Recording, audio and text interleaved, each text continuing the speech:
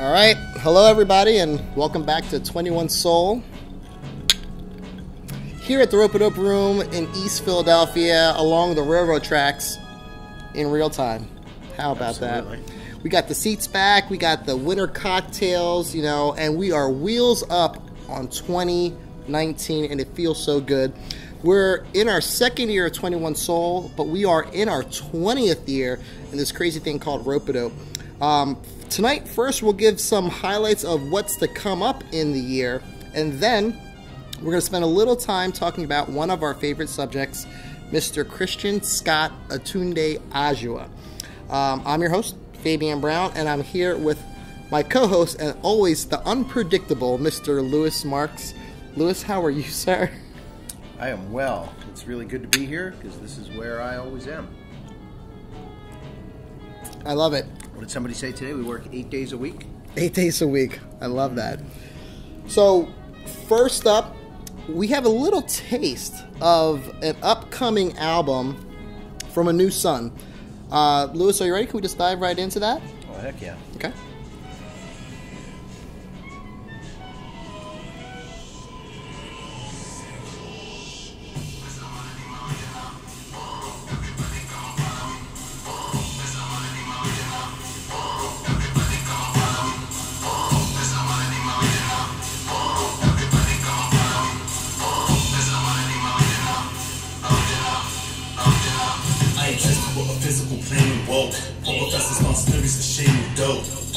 Organisms, molecules of grain, digging cane, youngsters till my spirits domain. Cosmos stood through animal cane, but the curse to the apple brain. Special claws put y'all to shame. See a nigga wanna toss this cane. Won't smoke, we can pop them things. Forget, why must you hate and degrade us? Try how you want, you can't wreck us. Dig through the grace, you degrade us. Stop breathing dust on our records. Don't hide in the air, come we wait. My homies down for this, you play, down for that replay. That's the single. I don't feel cool enough for that track, to be honest with you. Just like, I'll work on it. You're fine. What's the name of that track? KAEPtain Amerikkka. You got to break that down, though. Okay, so there's some capital letters in here. K-A-E-P. Okay. Lowercase T-A-I-N. America with 3 Ks, where they belong. So clearly, Anu is making a statement right out of the gate. Reference to Colin Kaepernick, of course, and America. I love that. So, a new son, also known as Anu the Giant, and we had a chance to meet him in person, and that is very, very accurate. Now, he's a longtime collaborator with Robert Glasper, as well as many collaborations, man, with Bilal, with Laura Muvala, with Lettucey, and so many more other people. He's also on the Black Radio Project, worked with Rob on the Miles Ahead soundtrack, and also that new Johnny Cash project as well, too. Going, gone. Going, gone. He's that behind-the-scenes dude, and if you know, you know. You know. Right? It's okay, though. I didn't know. You didn't know? But now I know. Yeah, no, I really didn't, wasn't on the radar. So pieced it together, and really happy that I did. I love it. And then, you know, his new project, Lewis, in my opinion, it's huge. It's absolutely huge. You know, not only does he split genres, you know, he has a wide variety of different styles that will just fit so nicely on any playlist or on the radio, but it also has this this cohesive social justice statement throughout. It's very similar to, you know, the content that, you know, Dana Murray's talking about, Vivian Sessoms, Ghost Note, Christian Scott, Maurice Brown, Lakeisha Benjamin. Yeah. You know, the spoken interludes really, in my opinion, it sets the tone, yet for each track can be basically your favorite genre, in my opinion. I'm going to agree with that. We got another one from that album? I do. I'm going to cue up the next one. Okay. And here we go. The earworm. Give a sense of the diversity. Meter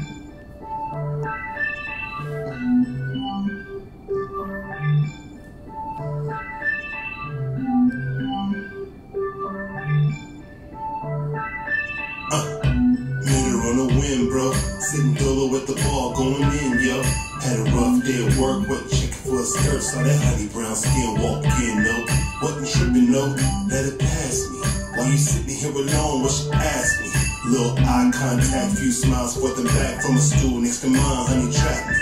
Should've known she was trouble, but my stressful job. Some baby mama drama plus some football draw. Backs blur facts as I threw a few back. I got caught up in the prison, then she rapped me. Fell head over heels, I be tumbling still. Yeah, she didn't leave me lonely in the house with her bills. Took a bite into the apple and got tainted and ill. Damn it, heartache's frail. I Eva Metcha. I'm out the door.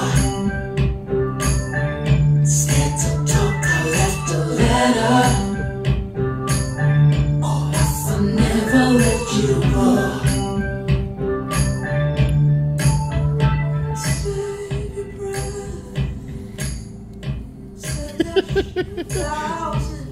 I have to say, at the 21 Soul Session show when he did this track live, he had the audience. Oh man, he had everybody right here. The story that he told to get everyone ready for this song was just. I'm not even. You guys got to check that out. It should be coming. I don't some know point. the story, so I'm gonna have to learn. It's just amazing. I have a story. You have a story? Yeah, I'm not going to tell it now. But I have a story that ends with "Hate I Eva Metcha." Yeah, that's. Yeah, don't we all? I think we all, and that was the whole point. I think we all have that story or two. But I mean, kidding aside, so that gives you the range of diversity that's on the record. So there's very personal, funky, soulful kind of stuff, but also the politics comes back into play. The album is called Sanguine Regum. Yep. Y'all need to look that up. The cover art is graphic, to say the least. It tells the truth about race and slavery in America with one image, right? And I had the opportunity to interview Anu about the record. And it's always fascinating to me because I wonder how people continue to remain positive under heavy circumstances, right? And I don't want to say circumstances like, oh, that was just an accident. I don't mean to deflect. But that was the message in the podcast. We ended it, and I suggest that people listen to it because, he and I share one simple thing. And that is respect for a group of people who have been through unthinkable circumstances, unthinkable struggle, persecution, and continue to create, right, and make positive things that all of us latch onto, that all of us find beauty in. Well, the message of the album is basically discussing the African American diaspora, and in essence, it's basically saying that, like, us as a people, we're basically the embodiment of the phoenix. Whereas we go through all these dire situations over and over again, and we find a way to rise out of it and come out of it, stronger. But and it's like, and if you dive deep into where we come from and who we are, it's like it's a regal tradition. It's a regal culture. We come from being kings and queens and being torn all the way down into slave, and then adapting into that to where you rise out of that and you build a country for your oppressor. You know what I mean? And it's like, and then then you get torn down again. It's like it's constantly happens over and over again, and we, miraculously always find a way to rise out of that. And I think we're at a time now where we're trying to rise out of another dire situation. I mean, I just love the way Anu articulates that entire statement.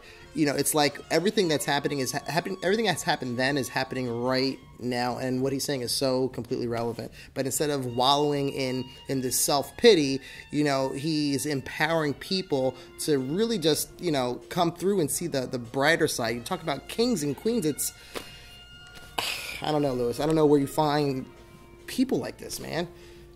Well, we're very fortunate, Fabian, and it really is a mandate, to try to help in that process. When you realize that someone has been through so much, and that they're still creating beauty and art. You truly do believe kings and queens. You know, you see the power of that, and that's what drives us. That's what keeps me going.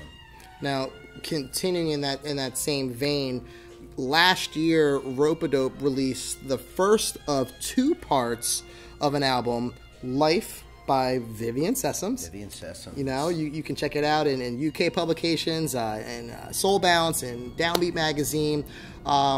It really just addresses the same, you know, very similar issues.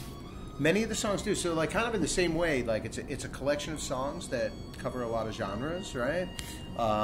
It's the kind of thing that you can just pick out a song, put on your playlist, and groove to. Right. But Vivian is very poignant about addressing the issue at hand, which is race in America and the struggles that African Americans, black people in the United States have been going through. And it's very much an issue of today, and she brings that to the forefront. I want to say there's a single coming up, right, which really sums it up.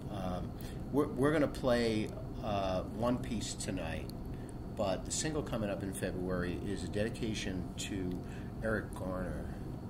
And if you're not familiar, I know you are, but if people are not familiar, Eric Garner was choked to death on the streets of New York for selling loose cigarettes, and some confrontation, which you can take any way you like, but I take it only one way.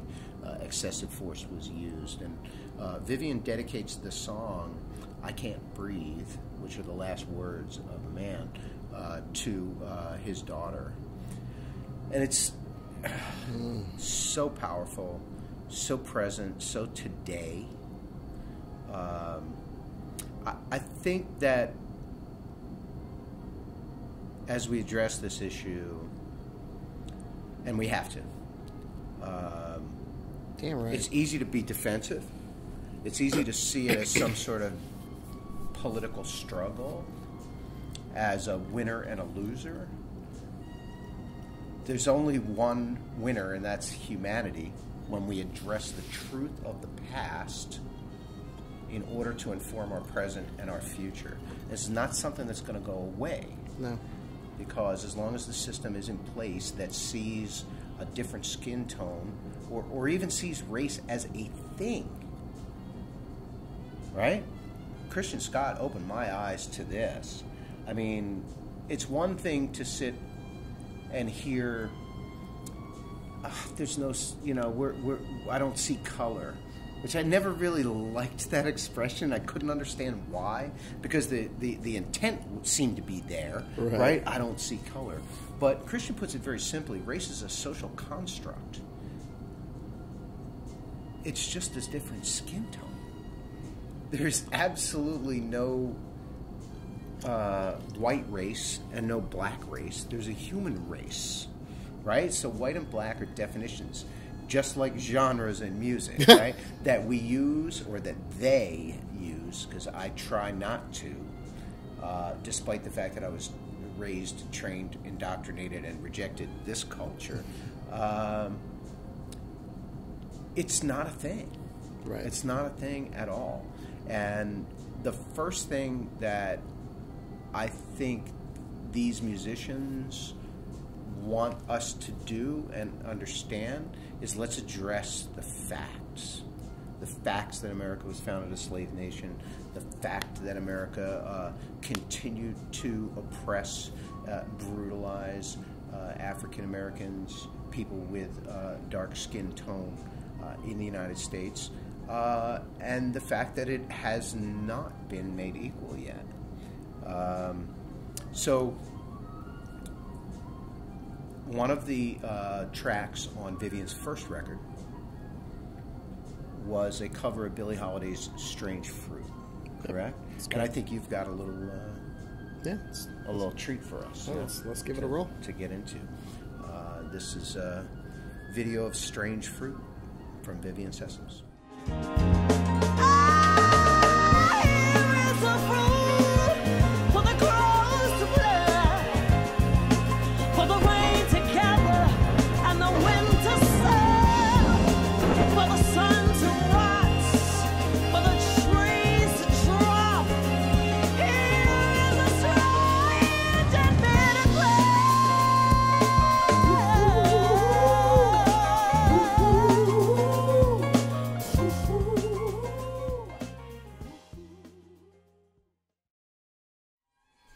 So we spent the first part talking about the king and the queen, a new son, Vivian Sessom. And along those same lines, we have a gentleman by the name of Mr. Christian Scott aTunde Adjuah, who in the same right discusses all those same ideologies, but the way he articulates it is just a little bit different. A little bit different. You know, you guys probably noticed by now the music underpinning this whole entire show is from the album appropriately titled Emancipation Procrastination. Okay, so this album was actually nominated for Best Contemporary Instrumental Album in the 61st Grammy Awards. Very, very excited. Voting now has officially wrapped up. And the winner is going to be announced at the Grammy pre-telecast on February 10th, 2019. We're taking a trip out to LA to support. We are. You know, I'm loving that. You know, it's been an honor to work alongside with Christian, and you know, I like to give some background. Christian was introduced to us. How, Lewis? You know, what's the deal, man? What's the backstory? What's the backstory? So, I think that people probably have an image of the way that A&R at a record label works, and perhaps it works this way at some places. Maybe. But here it works by introduction or random encounter. So there was a band by the name of Butcher Brown. Yes. Who I'm gonna take it further back to illustrate the connection that we've tapped into, that musicians have, right? Okay. So years ago, we put out a record from Gennaro Jarrell. He lived in Philadelphia for some time. Very much a pioneer in experimental electronic and hip hop combinations with jazz in the mix. Gennaro had contacted me about his record, and I asked him what he was up to. And he said, I'm working with this guy named Scott Burton down in Richmond, Virginia, and we're doing this thing called J.J. Burton. Okay. It was right after he had come off doing the collaboration with MF Doom called J.J. Doom. Yeah, right? there you go. So now we have J.J. Burton. So I meet, you know, in the process of releasing that music, which I'm going to have on a radio show coming up, some deep cuts, because those are some amazing cuts that J.J. Burton's done.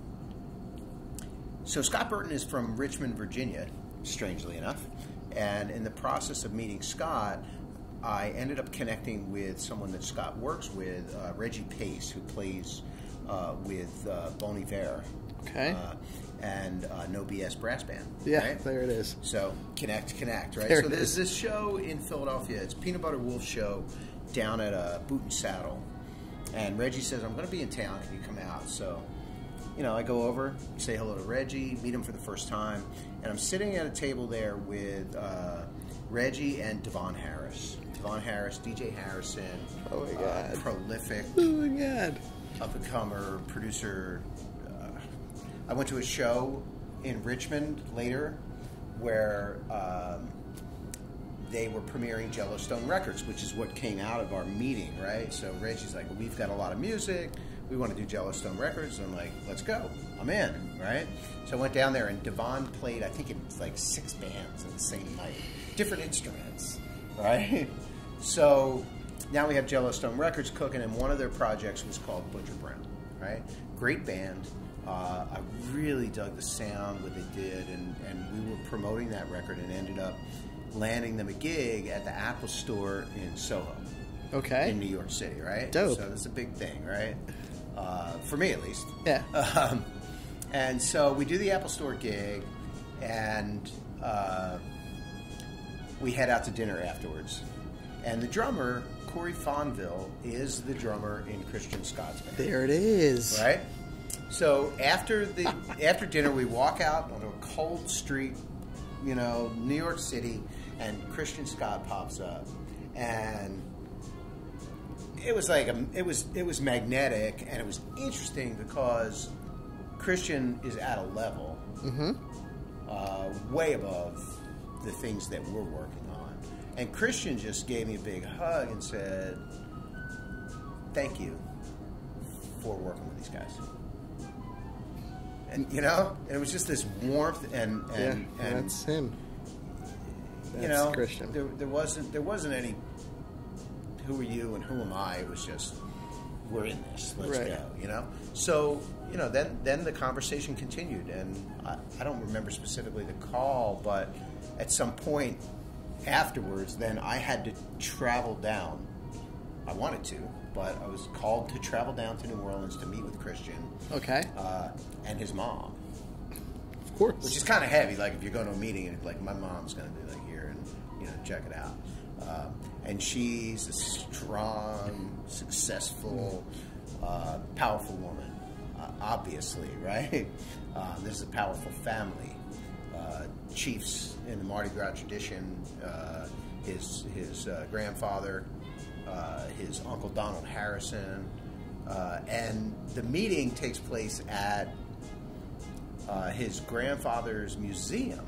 Wow. In the Ninth Ward, right? And it's basically one of those Ninth Ward, I don't know what kind of, just like a multi-level or something, like a split-level home. Okay. Or just a single-level home, I don't know. But it's converted in this really cool museum, Mardi Gras museum of some sort. It's called Guardians of the Flame. Okay.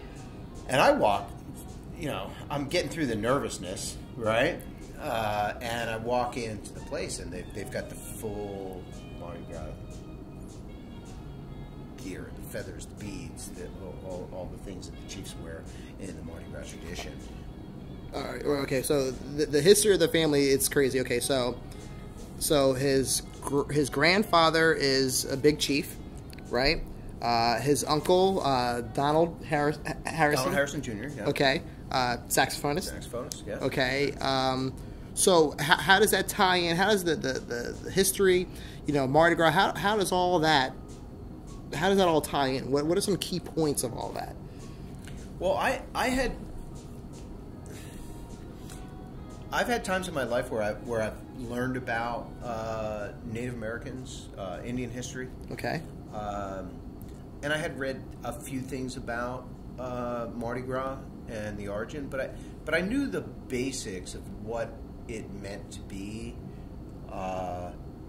Native American. I also knew the basics of how New Orleans came to be the melting pot that it was, which is basically immigration through Haiti. That's right. Or from Haiti. Most of it I learned from a book by Jack Herrer, which is about the migration of marijuana into the Western continent, right? So that follows that as well, right? Thank you. Yeah, exactly. But I could never do it justice. But I think for people who are watching, dig into this subject because it's really fascinating. In that the slave trade is so much a part of the history of the United States. And also the origin of the kinds of music that we're talking about and listening to. And it's really important that we give credit. Yeah. Not take any credit. Right. at all. And that's the point, right? So my understanding of the Mardi Gras tradition in a nutshell in this short period, which will probably get me in big trouble, but in the process of the slave trade, people escaped, ran to the swamp, and there were a lot of obviously Native Americans living in. They had been displaced to more rural areas of the swamp in New Orleans, and those people were harbored, welcomed, and so now you have a mingling of Native American culture. You also have a mingling of French culture, which is where the Cajun style comes from, because a lot of French people were refugees in their own land in Canada after I don't remember what year the war was, but people traveled downriver to be there. So you have this mingling of culture, and the tradition itself. And Christian, we're going to talk about this when we talk to him again, because I want to get the real story, not just my paraphrase story, but it's a way of resolving conflict and presenting your identity on the street with music and with your one of the tenets of your culture, which is art, feathers and beads. It's beautiful. Which is true in the Native American tradition. And so they kind of face off on the street with music. So, all right, so and they would have a big chief. There was one guy who was like from a particular tribe who would face off against another tribe. And now the lineage comes down, and Christian's family is in the lineage of, I think, up to 8 of the tribes. Yeah. Christian is now a big chief. Explains a lot. Mm-hmm. I mean, all right. So kings of another of another variety, kings again, if you will, bringing it back. Yeah. So all right. So fast forward a little bit, right? So obviously the meeting with Mom goes well because we're here, right? I geeked out. I was like, "Can I take some pictures of the feathers?" I was yeah. It was good. Yeah. No, and Christian decided that he would make the move and put the record out here. Right. So then that's the inception. Maybe Stretch Music was the Stretch album. Music, 2015 in and around there. So. So the album comes out, but not only does Christian release this beautiful piece of music, he has this interactive app that comes along with this album. And if you guys are not hip to it, first of all, being a musician, when I first saw the app, I geeked out 100%. Just imagine having access to your favorite album, right? And having the capability of, hey, you want to be the trumpet player, so you're going to mute that trumpet player, but you're playing right along with that rhythm section. Or you want to be the piano player, now you're the piano player. You want to slow it down to get that lick. You want to read the music. All that stuff is right there in this interactive app, which is just, for me as a musician, that's just absolutely an amazing thing. Did I miss anything on that app? That's spot on, right? No, that's exactly right. I mean, it basically takes technology, Yep. and Christian is it's his vision that helped bring this to fruition. I think in the future that's the way people will learn how to not necessarily play music, because you can watch videos and learn technique or imitate and mimic, Right. but how do you play together with a band? It's amazing. I have here, Christian, it seems that, his message always has this purpose, right? There's this narrative around his releases. There's a message, there's a tone to his music.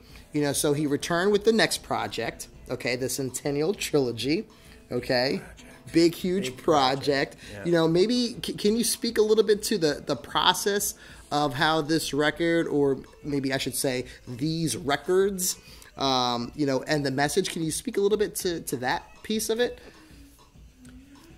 Yeah, I mean, it's been a wonderful journey. I mean, Christian is somebody that I follow. He's I want to say he's an intellectual, but that's not exactly right. He's like a musical shaman in a way. Okay. A sage. He gets a vision of what he wants to do, and I'll bring it back because that vision is often exactly what we were talking about earlier, and then goes in and records the music around that vision, rather than I want to go do some songs, right? He's like, I have a purpose. I want to communicate with people. Right. What is my mission here? With the Centennial Trilogy, it was it's a 100-year anniversary of jazz. Okay. What is jazz? Originally, the word is a derogatory term. True. JASS for jackass, right? It's just it's put down, and he is intending to do. He has the same mission as the others, in the sense that he wants to address these issues of race. Right. I mentioned earlier that he opened my eyes to the point that race is a social construct. So with this, he went in on the 100th anniversary of jazz and structured his albums around this and said, what is jazz? And he wanted to destroy two notions. The first notion is that the best jazz has already been made, right? That's a And the second notion is that race is a social construct. So that's why you'll see the references to kings and his heritage. Ruler Rebel is the first album. Diaspora is the second album. And then the Emancipation Procrastination, the third. So he's addressing with the titles his understanding of the facts that we talked about earlier, right? He is blending the music between genres. Yep. In fact, he's not really blending it. He's not saying, oh, this is part jazz and part trap. No. He's saying jazz and trap are bullshit. I'm doing this. And with the deliberate purpose of changing your ear so that you can't see those distinctions anymore either. Right. And then preferably you realize that was all bullshit to begin with. It's all bullshit, man. Right? So we're all one, right? So there was an interesting process that went with this, and I want to talk about it real quick if we have time. Do we have time? We have time. We have time. It speaks to how I and us, how we at Ropeadope and how Ropeadope as a thing are addressing creativity and the commercial prospects in the music business. Right now. So tell me, so Christian says, hey, well, first of all, I know he doesn't come to you and say, hey, I have 3 albums. Break that down. Like what's the, hey, Lewis, I have, like, how does that go? He says, I want to make another record. Okay. And some other words that basically mean, do you trust me? Right? Yep. Or some other words that are what traditionally a record label will do. And I say, okay, go. Mm-hmm. You know, and to give credit, it's not just me.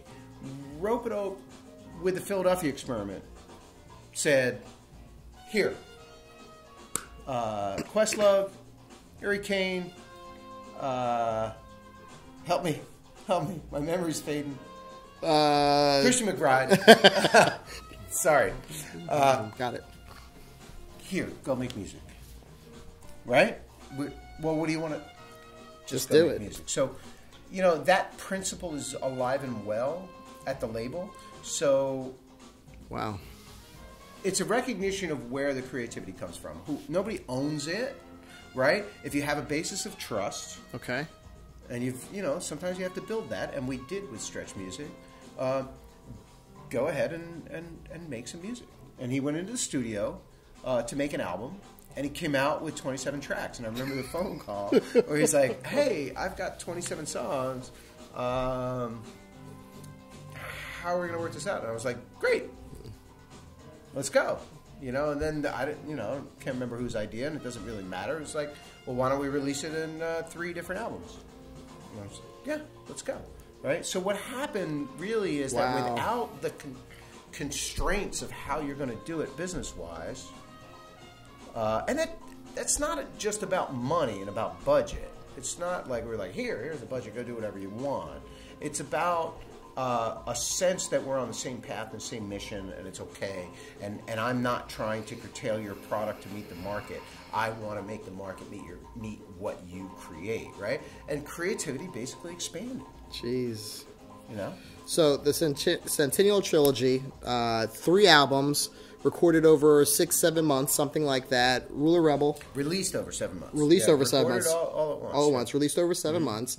Mm-hmm. Came out Ruler Rebel, the Diaspora, and the Emancipation Procrastination, which the way it fell basically was qualified for this Grammy nomination. It fell within that time frame, I believe. I think, whatever the cutoff is. I'm very familiar with that. Yeah, the first 2 records came out prior to September 30th, 2017. Right. So we made the cut. And then the 3rd album came out. And it was interesting because I don't think you could put these 3 albums and say which one of these is the best of the 3. I agree. I agree. Going back and forth, like but it so happens that the Emancipation Procrastination came out in October. Okay. And therefore was eligible for the next year Grammy Award and was voted by peers. I want to point out that Grammy is the only peer-voted award ceremony in the world. So upwards of 12,000 musicians, engineers, and producers actually vote.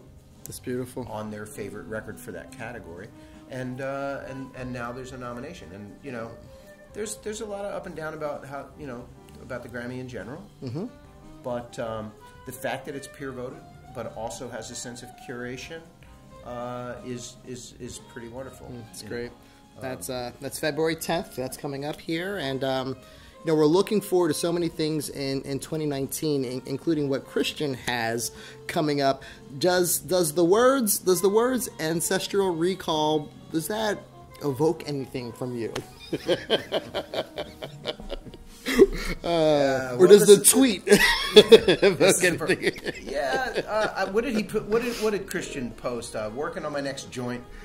Hashtag ancestral recall. I think we can safely say now that Ancestral Recall is the next record from Christian Scott. Here it is. From the Adjuah. It's due out in 2019. Yep. Probably earlier in the year. And with all the power and discussion of the Centennial Trilogy, you might think that this is just a little more of the same. Watch out. It's times 10. It's powerful. The mission is solid. It continues. It's the same exact thing that Anu said. That like push down again, and again, and despite all of the struggle, hardship, and reality of the situation, right? I'm going to take it higher. I'm going to take it higher, and I'm not going to take it higher for myself. This is the beauty of Christian Scott. He's not taking it higher for himself. He's taking it higher for us. For all of us to understand that we are humans. Man, Lewis, So. I can literally talk to you all night about this, but here's one thing I noticed. You're out of whiskey, I'm out of whiskey, and I think we're out of our glasses. We're out of Might be out of whiskey. Guys, 21 Soul, here at the Ropeadope Room in East Philadelphia along the railroad tracks. Make sure you subscribe. Make sure you ring that bell for notifications. Thank you, Lewis, for allowing me a spot here on the sofa. Please. Thank you. And we'll check you guys out. We'll check you guys out next time. Thanks. All right.